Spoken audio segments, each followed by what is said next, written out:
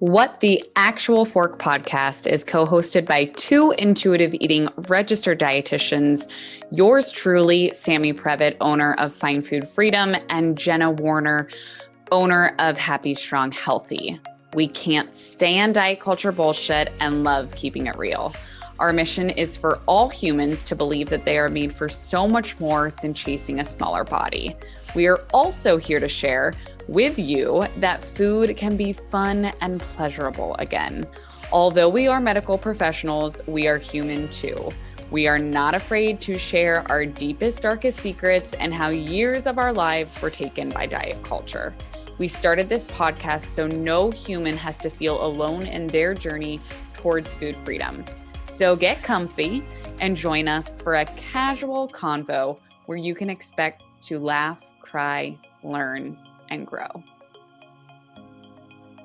Welcome back to another episode of What the Actual Fork Pod. Jenna and I are laughing because apparently Zoom just launched a new feature today where it's like recording in progress. And it startled. Do you think they could hear that? No way, can Jose. people listening hear that? No. Okay. Because No. it's like recording pops up and then it says that. It really caught me off guard today. If it is in this audio, then that's hilarious. Because I'm like, no, it would never be. And then it probably is. But anyways, we just wrapped up an interview with Dr. Lindo Bacon. Dr. Lindo Bacon is a researcher and former professor, and for nearly 2 decades has taught courses in social justice, health, weight, and nutrition. Dr. Bacon holds a PhD in physiology with a specialty in nutrition, a master's degree in psychology, and exercise metabolism. Dr. Bacon has mined their deep academic proficiency, their clinical experience, and their personal experience writing 2 best-selling books. Take it away, Jenna. Health at Every Size. Health at Every Size, The Surprising Truth About Your Weight, and co-authored Body Respect, What Conventional Health Books Get Wrong, Leave Out, or just plain fail to understand about weight. Their newly released book, Radical Belonging, How to Survive and Thrive in an Unjust World While Transforming It for the Better, takes their inspiring message beyond size to shaping a culture of empathy, equity, and true belonging. I think this speaks for itself why we can't even string words together right now, because we just interviewed Lindo Bacon. Yes, I remember reading Lindo's work years ago when I was straddling the diet culture fence with intuitive eating. And then I, stumbled upon Health at Every Size. And it's just wild that we're having conversations with them because their work is it's like the everything. It's changed our profession. It's changed us as humans. And Jenna and I haven't fully gotten through their newest book, Radical Belonging, before the interview, but I already know that this book is going to change my life. I already know it. So it's really hard to put down. I mentioned before we started recording that I've been reading it while I give Noah his bottle in the morning. He drinks that bottle way too fast because I haven't gotten through as much as I wanted to, but it's beautifully written, and it's something that, like we discussed in this episode, it mixes science with a personal journey and includes vulnerability and relatability. I don't even know if that's a word, but I think it is. But things that as human beings we can relate to, and it makes it so that you feel a part of something, which was a big theme of this episode and really just so powerful. And I love that you just brought that up. And I know Lindo brought that up in the interview, but of how well they do that with the research and then making it applicable. And I think that's what, when we look at Health at Every Size, when we look at intuitive eating practitioners, that's the magic, right? Because if you can't make it understandable to people, if you can't connect with people, then you can have all of the knowledge in the world, but how are you going to help people? And so, I mean, wow, Lindo just has so many gifts. It's wild. It's also rare that a scientist also shares in that way too, right? Yes. I mean, I don't even want to say anything more. I want everybody to just listen to this, but it's very rare. And this conversation was one where I think my jaw was just like open the whole time, because I still can't believe that it just happened. But I'm excited for everybody to listen, and so grateful for this time. Yes. So without further ado, enjoy our episode with Dr. Lindo Bacon. Thank you, Lindo Bacon, for being here with us today. Welcome back to another episode of What the Actual Fork podcast. We are beyond excited for today's guest. So thank you, Lindo, for sharing your time with us. Oh, looking forward to kicking back and having some fun now. Yes. So I didn't say this before we started recording, but I am on vacation in New York City right now.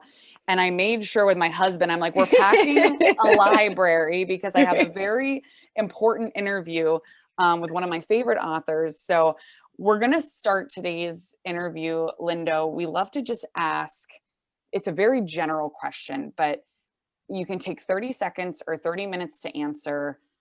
What makes you you, and how did you get to where you are today professionally? So truly, you could take the entire interview answering this question if you want, but whatever comes up for you, we would love to hear. Sure. I actually will try to keep this short so we can get on to some other things too.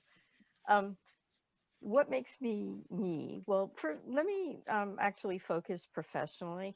One of the things that I feel like I do best is I'm a translator. I'm a scientist, so I'm well versed in all the scientific literature, and I can speak that language. So I've got 3 graduate degrees behind me, and in in a lot of different fields. You probably just heard me hesitate a little. I'm having bad back problems, and if I breathe the wrong way, I get this sharp pain. So it catches my voice every once in a while, which is weird. So I just want to acknowledge that. So you'll hear that. Okay. So anyway, I can speak the scientific language, and I've learned the stuff in 3 different disciplines. But what I like best is being able to translate that so it serves meaning in people's lives. And that's what I do in my writing. That's what I do in my public speaking. And maybe you'll see all that stuff in action today. And I think that that is something that definitely makes me unique, because I feel like the scientists don't do a good job often of making their work applicable, or at least showing people how their work is applicable to making us to, I'm sorry, to us having better lives. So that's one part of your question. And I've actually forgotten the other aspects. So if anything else is important to you, you can ask again, or we can move on. I love that. I think I that's do too. an amazing answer. And it couldn't be more true, because I think, as Jenna and I are both dietitians, in the nutrition world, sure, you can have a lot of, research under your belt or understanding or knowledge, but if you can't sit down and talk to someone about, their relationship with food and hold space and all of and, really have that connection, then what is the knowledge, right? It's if you're not able to communicate. So that was beautifully put. Exactly. And I think another thing that extends off of that is that I try to be really vulnerable so that I can use my experience to kind of help everybody relate to whatever it is we're talking about. So before this interview, for example, I do what is routine before I go into any kind of interview or public speaking. I take a few minutes to meditate and just clear my mind of anything else, so I don't have anything prepared in my mind that I want to get across, but I switch into just being present in the moment. Now, one of the results of that is I sometimes end up saying some rather stupid stuff because it's unrehearsed and maybe not so articulate. But I think too that there are so many advantages we get to being able to be real with one another, and to recognize that, hey, all of us have some kind of struggles that we're dealing with around whether it's eating or body acceptance. And we have common ground to relate on. And one of the reasons that's true is because we all live in the same toxic culture that makes it difficult for anybody to enjoy food and their bodies. I was going to make a corny nutrition joke about how, as a translator, you're turning things into digestible information for people, but I feel like the time has passed. No, it works. Does it still work? Okay. Did it land okay? I love the meditation aspect because it's something that, when I was pregnant specifically, was one of the only things that I tried to consistently do for like 5 minutes a day. And I felt a lot of days that when I didn't do that, I definitely felt the impact of that. And we haven't had anyone on our podcast that has mentioned even meditation at all as a form of stress relief. So thank you for sharing that. Is there anything in particular meditation wise you follow, any practices? I'm just curious. Mostly I just like to follow my breath. And for me, it's a way of just being in the present. And I don't find that that meditation works so well for me in terms of stress release. And particularly if I'm having a stressful moment and I meditate, what it does is it seems to magnify it at first. But I think that one of the things that meditation has done for me is it's given me the ability to sit with things and not be reactive. And I think that that is one of the most important skills we need, particularly when we're talking about food. Because, like, there's some people, for example, like some people that have eating disorders and may eat when they get upset or, some kind of strong emotion comes up. If they can find a way to just kind of sit with the emotion instead of immediately going to soothe it through food, there's something to be learned there. And that's not a skill that we're taught. Most of us don't learn skills of sitting with our emotions, and that's why a lot of us end up reaching to food and to other substances as a way of avoiding it. And I think the same thing happens in terms of having good relationships with people. If you're really reactive, and you're not able to kind of have empathy for the other person and develop good connection. So for me, that's one of the strongest things that meditation has given me, is that ability to kind of be in the present moment. It's really powerful. Thank you. Absolutely. And I think it's such a great way you brought it back to, food and being present. And it's so funny whenever we work with clients and, as intuitive eating professionals, it's usually not about the food, right? There's always something else. So, and as someone, I forget where I heard this, I think it was on Brene Brown's podcast, but they were talking about how the average adult human has 3 emotions they can identify: happy, sad, mad. And so that ability to really sit with emotions and identify them, that's something I was never taught. Like, I just turned 30 and I'm now just getting in the pits with my therapist of being like, wow, okay, there's a lot of other things I can feel here. And so that is such a beautiful point that you had of just bringing it back to, like, what am I feeling, and what do I need in this moment? Right. And I think too, to make another connection to food, it allows you to enjoy food more. If you're in the moment, you're really tasting your food, and you're giving it time to hit your taste buds and the message to go to your brain that this is delicious or this sucks and I don't want to eat anymore. Mm-hmm. You can hear the food too, I guess, is another way of looking at it. Because there's lots of reasons we eat. It's not just for physical nourishment. It's not just to soothe our emotions. It's also for pleasure and a lot of other things that we need to honor. Absolutely. Absolutely. So, Lindo, I can't stop thinking about the question of how professionally, how I'm assuming you didn't sit at home when you were younger and say, I'm going to write these 3 books, right? Like, this is it. Like, this is what I'm doing with my life. So, how did you fall into weight research, health at every size? Now, of course, your new book, Radical Belonging, we want to get there, but how did that path come about for you? Sure. I don't necessarily consider myself a writer because I didn't set out to write. Like my first book, for example, that came because of my own struggles.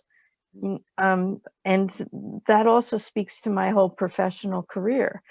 Food was so difficult for me.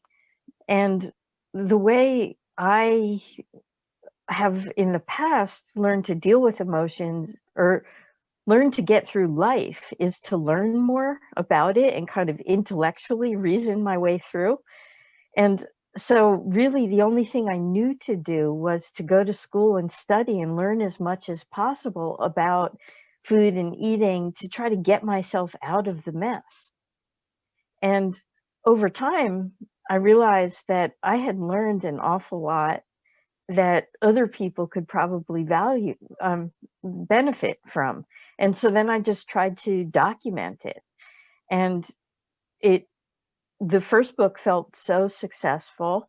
And then after a while, I realized that my views had changed a little bit.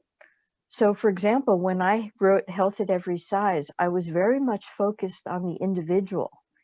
And I didn't, and so it was something that was very personal.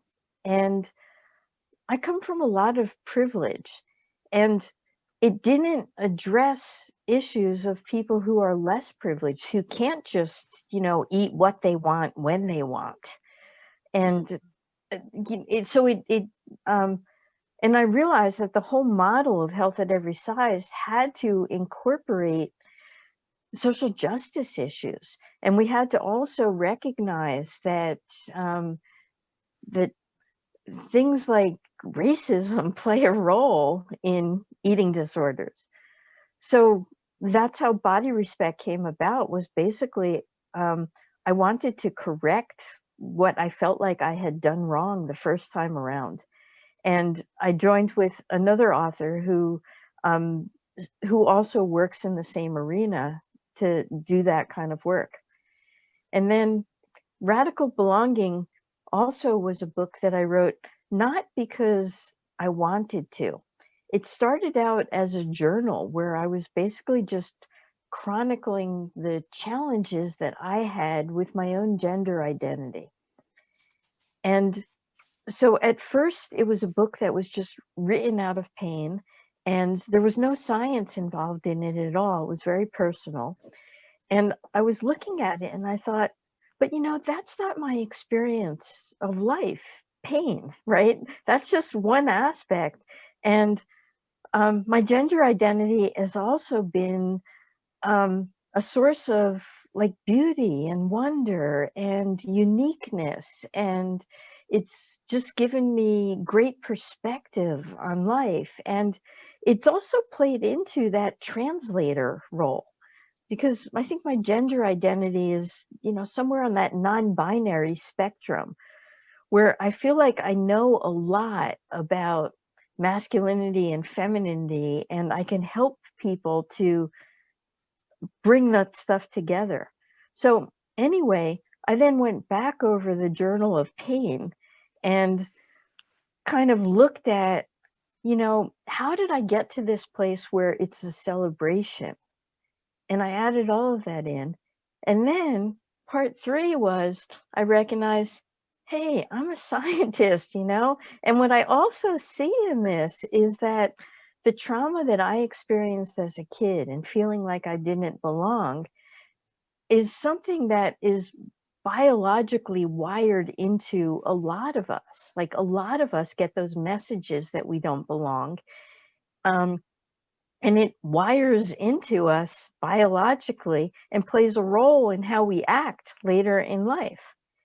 And what we also recognize is that all of us have a fear of rejection that also wires into us, or is wired into us. I mean, that's not something that just develops. I mean, it changes over time, but it's something that is part of being human that we all have.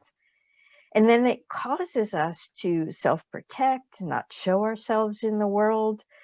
Anyway, I realized that there was so much science that explained my personal journey, and that also helped to universalize what I had experienced, because other people experience that lack of belonging in that very biological way, though it comes about for different reasons. And so that's what radical belonging was intended to do. Was it was intended to universalize the experience that many of us have of being left out, and then help people to see, hey, but we can heal from this. And not only that, part of healing from it is something that needs to happen in community with other people. Seeing that the problem is not in you, but the problem is in the culture, and bonding around that helps us get out of the mess. So I brought all that stuff together in my final book, Radical Belonging. And I don't know if you could read the subtitle of Radical Belonging to us. I don't have it memorized, but I think it helps to bring across that point that I just made. How to survive and thrive in an unjust world while transforming it for the better. Thanks. I'd say that pretty much nails it. And I was also blown away from the first page of the preface of the book, where you said, I write this in April 2020 in the midst of the coronavirus pandemic. And I started reading this in May 2021, like not so far later, where we're still in the middle of the pandemic. And in here, you've written just so much beauty to share with people during a time where I believe everybody can relate to a page in this book, which is really powerful. Right. And I should just clarify that it was the preface that was written in Got April. it. The book took me years and years to write, but it is surprisingly, I think, in fact, it actually just won an award for being a book of the times. And so it was really easy for me to just go back and write that preface and just help people to make the connections to why it's so important today. I mean, certainly we can see that these social justice issues are in the forefront right now. Now, they were always there, so that's why I was able to write about them years ago. But now they're in our face to see and to reckon with. Yes. And just thank you for your vulnerability in all of your books, like you said, using your own personal experiences, but, you know, going through radical belonging and looking at some of the different sections of it, there's just so many parallels where this can, you know, I know you said looking at your gender identity was where that stemmed from, but then even just looking at, you know, diet culture, right? And people struggling with their relationship with food or their relationship with their body. Using my own self, I'm going through, you know, 2+ years of infertility struggles, and talking about, you know, the shame that's involved in that, and the struggle of connection of, you know, there's so much in this book that I related to that I was like, they're not even talking about this, but this is what's coming up for me. And I think that it's such a great extension for any of our clients that are struggling with relationship with food, with relationship with body, whether it's, you know, their sexual orientation, gender, race. Like there's just so much of, you walk through all of the different stages that are just so important to sit through. And so just I just want to say thank you for your vulnerability, because it helps. I hope you already know this, that you've helped thousands upon millions of people, but I cannot wait for more people to get their hands on this, because I think it's going to be so powerful. Well, I certainly appreciate that acknowledgement, in part because it's hard being so exposed in the world. And it, so I need the reinforcement to keep coming back to me that it's important and it's valuable. And you've normalized, and you mentioned this when you were speaking about it just a couple minutes ago, but the normalization of fear to healing and how it's not a direct line and what is necessary to get to that healing phase and what that journey then becomes with incorporating more people with you. And, you know, it takes a village, right? And having that support network and helping people understand whatever it is that they're working through, that you don't have to do it alone.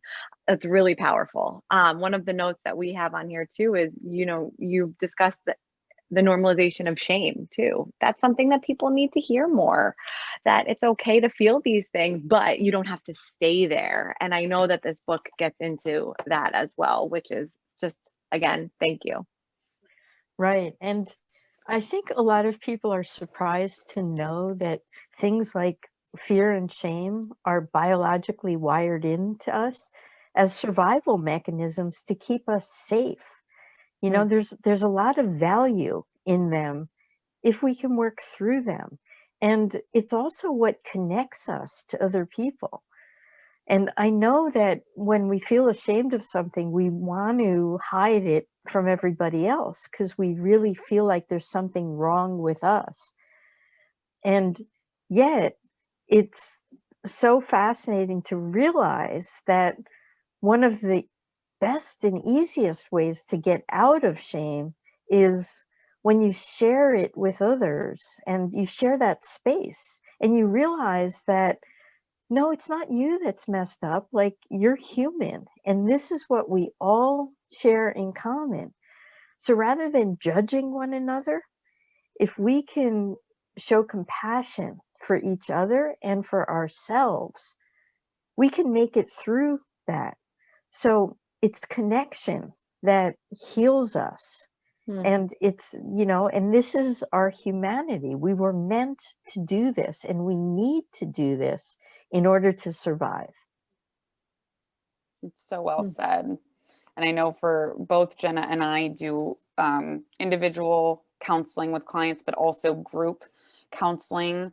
And I think, I don't want to speak for Jenna, but I know from what I've heard from her, but with our group counseling, that is some of the most rewarding work because we get to sit alongside our clients and they get to connect and recognize that they aren't the only ones that struggle with food or body. And I truly believe that that's more powerful than anything, to know that you're not alone when you're really in the pits of that fear and that shame. And that's a big part of help being pulled out of that. So I love that. And I think it's so important. And I know for myself, group connection is just so powerful and so important. Right. And I think that a lot of people go into support groups or therapy groups with the idea of learning something concrete. And I don't think that's their power.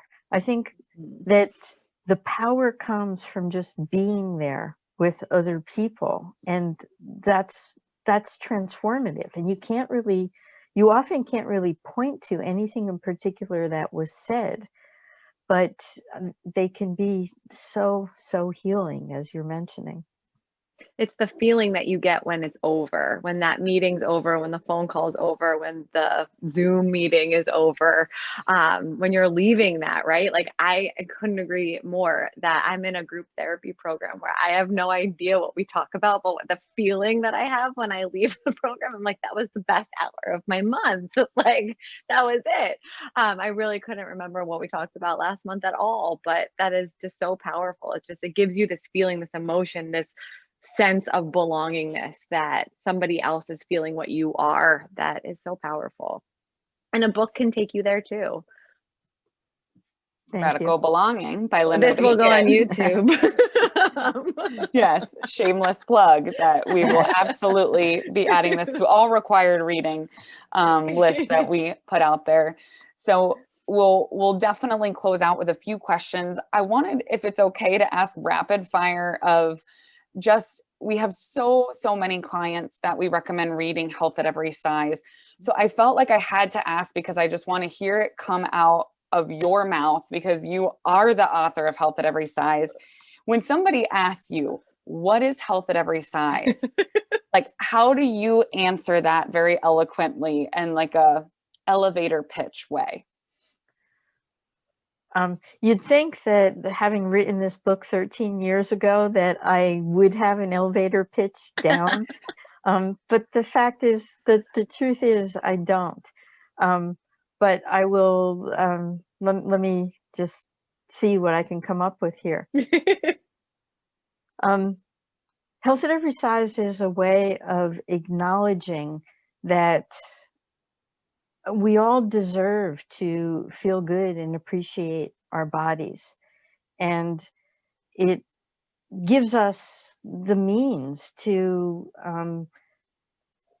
get to know ourselves, to trust our bodies in a culture that tells us we're not allowed to. And it does that with the awareness that these issues are social in nature and are very much impacted by how the environment views us. So it has to bring in what we call the social determinants of health, things like ageism and racism and, you know, how disability affects us. So I think that the elevator bell must have rung a few minutes ago, but there's something for you. That's perfect. I mean, your work is something that Sam and I talk about with every client that we've ever worked with. So to hear that come out of, I'd want to ride that elevator up and down a couple more times with you to keep picking your brain, because it's just so powerful. It really is. And it's a surreal moment sitting on a podcast with you, Lindo, because like we said, we use your work with everything that we do. And it's so important. And I feel like we so often just throw the term out there, Health at Every Size, and use it. And I know people hear it on our podcast, but for them to be able to listen to this and hear Lindo Bacon state Health at Every Size, I think it's really powerful. So that's really sweet. And I also want to give acknowledgement to a wonderful organization, an organization that has actually trademarked the name Health at Every Size. It's not me. Like, Health at Every Size existed long before I wrote my book. So the name of the organization is a wonderful organization that you might want to join, because it helps to bring you in like-minded community. And it's called ASDA, the Association for Size Diversity and Health. And they're doing a really wonderful job of defining health at every size, training people in it, and building community. Thank you so much. That's such a perfect segue of putting together your Health at Every Size book, Radical Belonging, bringing in community, like-minded people. So it's such a perfect way and to show tribute to them as well. So that's perfect.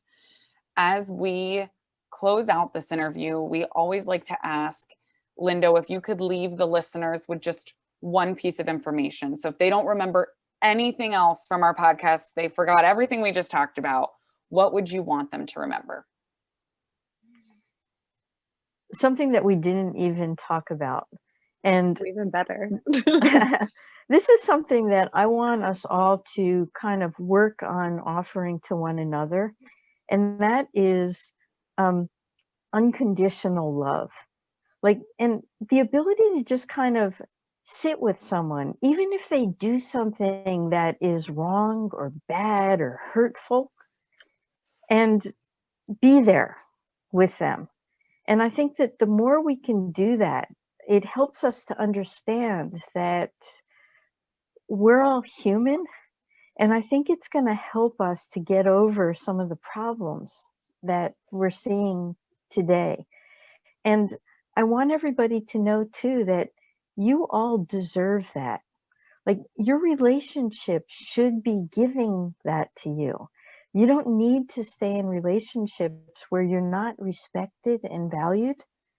And even if, and we all have flaws, like we still need the people in our lives to love us through them. That was so That was perfect. beautiful.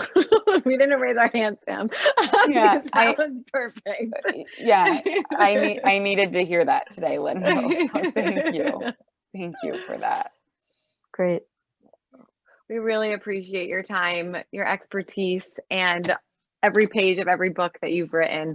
For everybody listening, please make sure that you go out and get all 3 books and read them page to page. Thank you for sharing yourself with us today and for everything that you just gave us in this past couple minutes. Thanks, Sammy and Jenna. It was a lot of fun. Of course. And last quick question, if somebody wants Oh, to find you, and we know where to send them, but where should they go, Lindo? If they want to know about you, your work, your books, where's the best place for them to go? Well, if they remember my name, they'll do okay. I have a website called lindobacon.com. Perfect. Perfect. Guys, thank you so much for listening to another episode of What the Actual Fork Pod. We know there are a lot of pods out there, and we are so grateful that you are here listening with us. If you enjoyed this episode, please be sure to subscribe, like, share with all your friends and faves, and follow along with us on social at What the Actual Fork Pod. We promise to continue to bring you the hottest topics, greatest guests, and the most fun you can possibly have while fighting diet culture bullshit. We love you, we appreciate you, and we will see you next week for a lot more fun.